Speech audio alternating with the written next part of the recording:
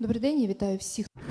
Good afternoon. I want to thank everybody who joins us. My name is Golda Atamanova, and it's my pleasure to welcome you to Ukraine Media Center. Today it's day 944 of the full-scale invasion of our homeland by Russian aggressor. It's been 11 years of the war, and our today's second event is dedicated to the announcement of the national team roster for Arnold Classic Europe 2024 international competition. So just in brief, let me tell you a couple of words about this international competition. Arnold Classic Europe, an international festival founded in 2011 by a famous Arnold Schwarzenegger, and on an annual basis more than 1,000 athletes from more than 50 countries take part in this festival. During the festival also there is a competition of the Veterans Strong Spirit Games. Participants include military personnel who served in combat, as well as those who were injured or disabled in line of duty. So today we will be talking about the event, about the activity and the planned participation of our team, and within the framework of our today's event we are going to announce the list of our participants who will take part in the competition. So let me introduce our speakers. Joining us today is Ruslana Velychko-Trifoniuk, Deputy Minister of Veterans Affairs of Ukraine on European integration. Also joining us is Sergiy, President of the NGO Strongmen Federation of Ukraine. And also joining us is Alexander Lashin, Vice President of the Strongmen Federation of Ukraine. Ms. Ruslana, please, the floor is yours. I think that it's no secret for anybody, and we don't have to prove that the role of sports competition is important in rehabilitation of the veterans. So how do we populate those opportunities for the veterans? How efficient is the selection process? Please, the floor is yours. Good afternoon, everybody. First of all, I would like us all to thank our armed forces of Ukraine. Thanks to whose work we can hold this competition and events like this. And also I would like to ask everybody to commemorate everybody with a minute of silence.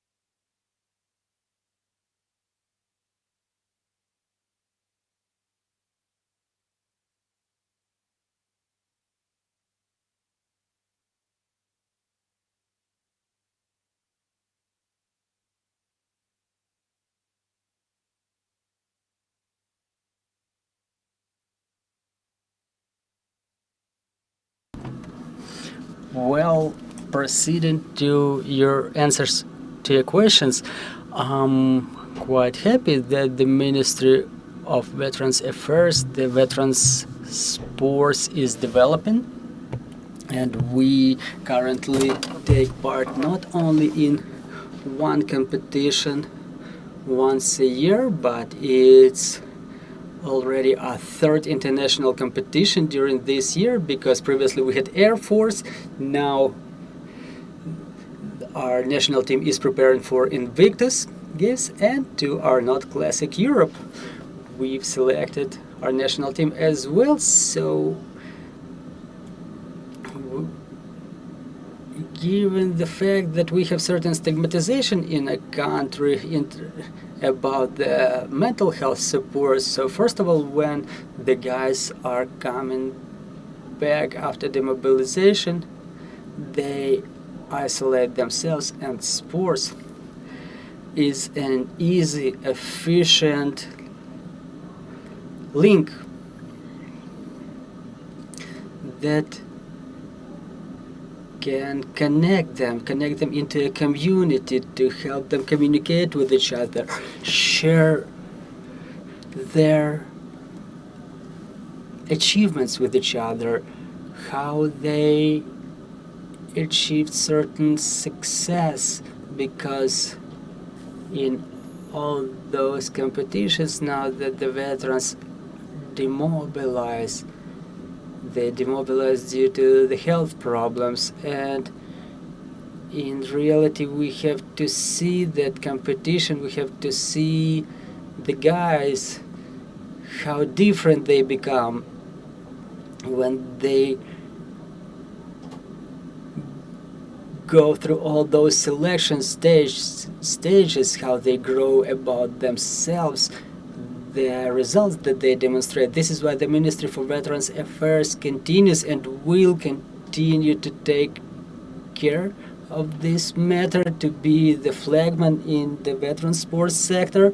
Also, currently we are expecting to see the changes in the law on physical culture and sports, and among the central executive authority bodies we have their agreement about the development of the veteran sports.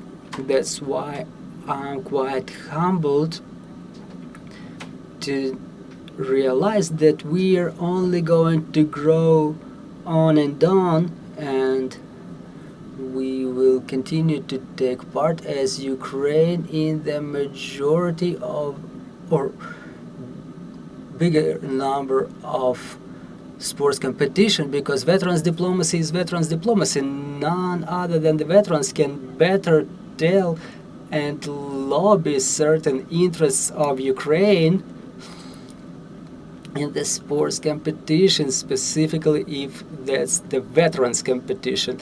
So what was the process of selection? We had a number of regional selection stages, then we've established the multidisciplinary task force that included the representatives of law enforcement, and every single participant, well, their results were reviewed, summarized, and this is how we've come up with the roster of our national team. So not to waste the time of the broadcast, I would like to give the floor to my colleagues who were responsible for all of the selection stages. So Mr. Sergiy, please share your impressions. What was the selection stage like, and what are the expectations before our national team leaves for the competition that is about to take place on 11th, 13th of October in Madrid? I would like to use this opportunity to thank Ms. Olga and Ms. Svetlana for joining our initiative and to organize the biggest journey of the veterans who take place in the competitions, in that competition that will take place within the framework of Arnold Classics 2024. So using our joint initiative, we were able to agree that the selection to the national team will be the most transparent possible and adhering to the sports principles. So, but to ensure the better KPI and to increase the number of the veterans who train on a regular basis, we've added a criterion of rating points.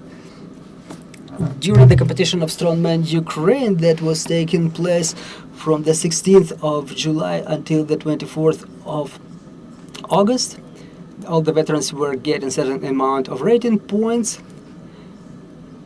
by taking places from 1st to the 10th, and those rating points automatically were calculated and added thanks to the TrendBet application that was supported by the Ministry of Veterans. But Ms. Svetlana was also a part of this, of the creation of this application TrendBet that our organization developed. So in this TrendBet, all of the rating points and all the protocols of the competitions are stored in the open source, and all of the participants could see where they should take more efforts to get more points to become a part of the national team. And based on those two criteria, They had to take place from 1 to 5 during the national selection that was going on in Bukovyl on the 14th of October, and they should have a top rating during the competition. So based on those two criteria, quite quickly we got all of the selection. The meeting of our committee had taken place on the 19th of September, and basically now we are ready to announce the names of all the merited participants of the national team who, using their own strength and effort, they proved their capability and the honor to be a part of the national team. But at the same time, we want to announce and emphasize that this approach is absolutely transparent and clear, and for the years to come we are announcing and we're urging the veterans to join those official activities, to get their rating points, to demonstrate the results, to train on a regular basis, to bring more brothers in arms and sisters in arms, and everything is realistic. Selection for the national team based on those criteria is quite clear for everybody. The more you desire, the more you train, the better are the chances to become a part of the national team.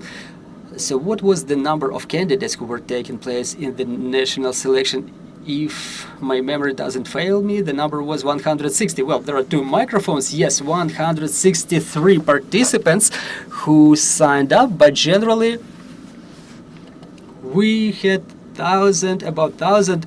Well, through the regional competitions, we've passed about 1,500, 12, 1,300. So the names of those tops are contained in the train vet ratings, so the indicators are quite objective. Mr. Alexander, let me ask you, can you give us a little bit more details about the competition?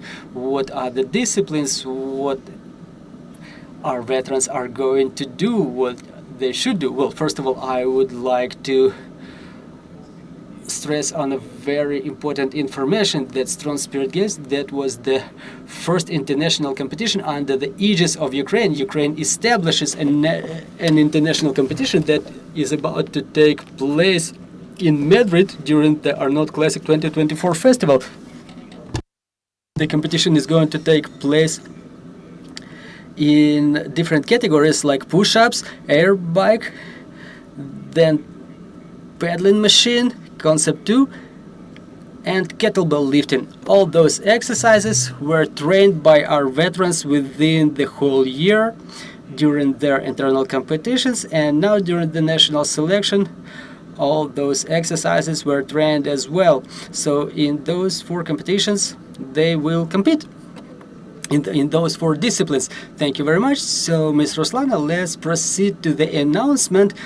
Now we will announce a name-by-name roster of the participants of Arnold Classic Europe. So let me remind you, starting from the 11th of October, the competition is about to start in Madrid, and our team made up of 50 veterans will take place in that competition. So please, Ms. Ruslana, well, first of all, I would like to emphasize that now you are about to see the categories. That's why let's start with the category S1.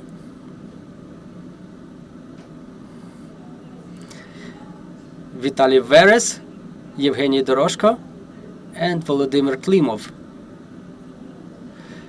The sight impairment more than 80%, so you can all understand that those types of sports in which our veterans were competing are possible even with a sight impairment of more or sight loss more than 80%. Category W1: Viktor Lehkoduk, Rustam Rosul, Sergiy Kalityuk, Roman Panchenko. This category is the athlete using a wheelchair or the spinal trauma that resulted in paralysis of the lower limbs. Then another category, N2.2, Sergiy Koshelnikov, Mikhailo Drobotenko, Alexander Tolochenko.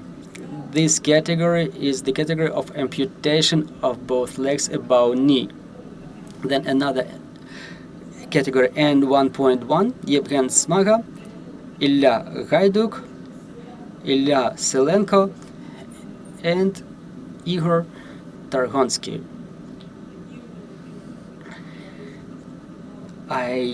I'm just afraid to pronounce the name in the wrong way. Is the amputation of one leg above one knee. Then category N2, Yevgeny Parshakov, Ruslan Sumin, Yaroslav Finogenov, Taras Sasovsky. That's the amputation of intense trauma of both legs, limited movement on legs, trauma and deformation of two joints in both legs. Then category W0, Nazar Voznuk, Alexander Alefirov, Yevgen Fedoseyenko. That's the spinal trauma that influences walking and restricts movement. And I was really very pleasantly impressed when Yevgen Fedoseyenko, when during the selection stage we were singing the anthem, he stood up from his wheelchair holding onto it and he was singing the anthem. The sports really help the veterans. It really helps them to stand on their both feet. So I urge all of the veterans to practice sports. Category N1, Vladislav Shatilo, Mykola Zaritsky, Armen Garibyan, and Sergiy Tarnavsky. Amputation below knee or intense transformation of one leg, limited movement on feet, injury or deformation of joints in one leg. Category R1, Artem Marchenko, Sergiy Dubov, Roman Mesherekov, Andriy Yakubenko. Amputation or intense injury of one arm that influences the functionality of a limb. R2 category, Andriy Kazarin, that's amputation or intense injury of both hands that influences the functionality of the limbs. And 0 category, Sergiy Kiyashko, Oleg Morgun, Sergiy Nagliy, Vitaly Tsiganok. That's light injury of one leg or one arm, or light injury of both legs without limitation in movement. R0 category, Eduard Sayenko, Alexander Doroshenko, Eduard Petryaev, Rodion Merchansky. That's the light injury of one arm or light injury of both arms without restriction of functionality. H2 category, Vasyl Buryak, Mykola Yevko, Andriy Nesterenko, Yevgeny Omelchuk.